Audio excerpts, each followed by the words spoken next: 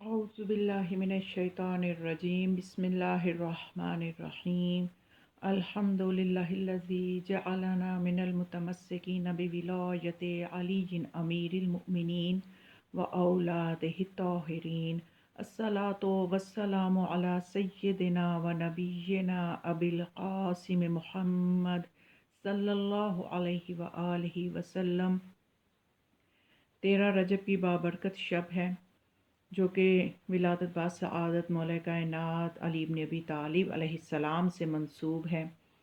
تو اس شب کے حوالے سے مولا علی علیہ السلام کے ولادت کے حوالے سے اہل بیت علیہم السلام کے گھر کی خوشیوں کے حوالے سے ہمارا بھی اس میں ضرور حصہ ہو جائے، تو اس لیے آپ کے قلوب کو منور کرنے کے لیے، آپ کے اذہان کو معطر کرنے کے لیے بہت ہی خوبصورت منقبت ہے جو کہ میں آپ کے سامنے پیش کرنا چاہتی ہوں۔ اور یہ کتاب فردوس الاخبار میں یہ روایت موجود ہے، جس میں رسول خدا صلی اللہ علیہ وآلہ وسلم یہ فرماتے ہیں کہ مجھے اس ذات اقدس کی قسم ہے جس کے قبضہ قدرت میں میری جان ہے کہ قیامت کے دن کسی بندے کا قدم اپنی جگہ سے نہ ہلے گا یہاں تک کہ حق تعالی ہم اہل بیت علیہم السلام کی محبت کا سوال کرے گا۔ تو عمر بن خطاب نے عرض کیا، یا رسول اللہ، آپ کی محبت کی نشانی آپ کے بعد کیا ہے؟ پس رسول صلی اللہ علیہ وآلہ وسلم نے اپنا ہاتھ علی بن ابی طالب علیہ السلام کے سر پر رکھ کر فرمایا، میرے بعد میری محبت اس شخص کی محبت ہے، یعنی مولا کائنات سے محبت اصل میں رسول خدا سے محبت کی علامت ہے۔ اور جو مولا کائنات سے بغض رکھے گا تو اس نے صرف مولا کائنات سے بغض نہیں رکھا بلکہ اس نے رسول اللہ سے بغض رکھا۔ تو دیکھا جائے تو قیامت کے دن سب سے پہلا سوال رسول فرماتے ہیں کہ کوئی بندہ اپنی جگہ سے ہلے گا بھی نہیں تو سب اعمال سے پہلے میری اور میرے اہل بیت کی محبت کا سوال کیا جائے گا۔ جب اس میں سے کامیاب ہوگا تو پھر باقی اعمال کو دیکھا جائے گا۔ تو واقعاً جب انسان روز محشر ہوگا اور میدان محشر میں قدم رکھے گا تو خدا یہ نہیں پوچھے گا کہ تم دنیا کیسی گزار کے آئے ہو، تم دنیا میں کیا سٹینڈرڈ تھا تمہارے رہنے کا، پہننے کا، یا تم کتنے امیر تھے، یا تمہارا علم کتنا تھا، نالج کتنا تھا، بلکہ خدا کیا سوال کرے گا؟ محبت اہل بیت اور معرفت اہل البیت کا سوال کرے گا کہ معرفت تمہارے پاس کتنی ہے، محمد و آل محمد علیہ السلام کی کتنی معرفت لے کے آئے ہو۔ یہ نہیں پوچھے گا کہ تم دنیا کیسی گزار کے اس میں کیا تمہارا رہائش تھی، یا تم کس طرح سے رہتے تھے، یا کیا سٹینڈرڈ تھے تمہارے، کون سے برانڈ پہنتے تھے۔ ان چیزوں سے خدا کو کوئی غرض نہیں ہے۔ خدا کو غرض ہوگی روز محشر کہ تم اپنے دل میں کتنی معرفت آل محمد لے کے آئے ہو۔ تو اسی لیے خدا نے، آپ حدیث قصہ میں بھی سنتے ہیں کہ خدا فرماتا ہے، ما خلقت السماء مبنیۃ ولا ارضا مدحیۃ ولا قمرا منیر ولا شمس مضیئۃ ولا فلکا یدور ولا بحر یجری ولا فلکا یسری الا فی محبت ہؤلاء الخمسۃ الذین هم تحت الکساء۔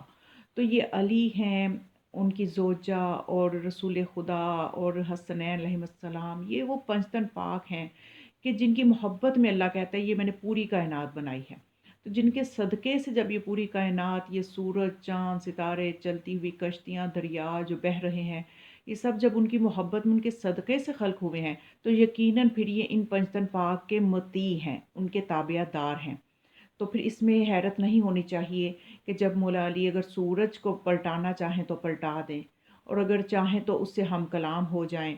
ایک بڑی ہی خوبصورت اس میں ایک منقبت ہے جو کہ مناقب خوارزمی بھی ہے، اور حبیب السیر میں امام حسن عسکری علیہ السلام سے روایت ہے کہ مولا فرماتے ہیں کہ ایک دن آفتاب نے مولا کائنات سے کلام کیا۔ کس طرح سے کلام کیا؟ واقعہ کچھ اس طرح سے ہے کہ امام حسن عسکری علیہ السلام یہ روایت کر رہے ہیں کہ ایک دن رسول اللہ صلی اللہ علیہ وآلہ وسلم نے فرمایا کہ اے میرے بھائی، آفتاب سے کلام کرو، یہ بھی تیرے کلام کا جواب دے گا، تجھ سے کلام کرے گا۔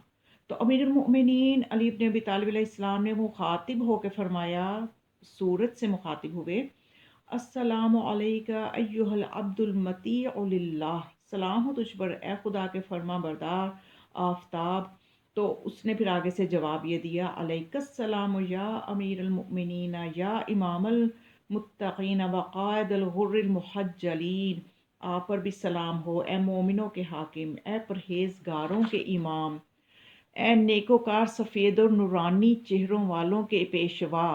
اور اس کے بعد کہا یا علی، یعنی یہ سورج جب جواب دے رہے ہیں مولا کو کہ یا علی، تو اور تیرے دوست بہشت میں ہوں گے، اور قیامت کے دن پہلے پہل وہ زمین شق ہوگی جس میں محمد مصطفیٰ صلی اللہ علیہ وآلہ وسلم مدفون ہوں گے، اس کے بعد تیری قبر شگافتہ ہوگی، اور پہلے پہل جو شخص لباس حیات سے آراستہ ہوگا وہ محمد مصطفیٰ ہوں گے، اور اس کے بعد تجھ کو زندہ کیا جائے گا۔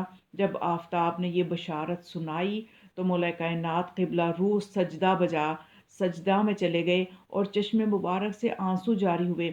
جب آنسو جاری ہوئے تو رسول اللہ نے فرمایا، یا اخی و حبیبی ارفع رأسک فقد بأن اللہ بک و اہل السبع سماوات، کہ اے بھائی اور دوست اپنا سر اٹھا لے، اللہ تیری وجہ سے ساتوں آسمانوں کو رلا رہا ہے، یعنی مولا کائنات کے رونے سے ساتوں آسمان رو رہے ہیں مولا کی محبت میں۔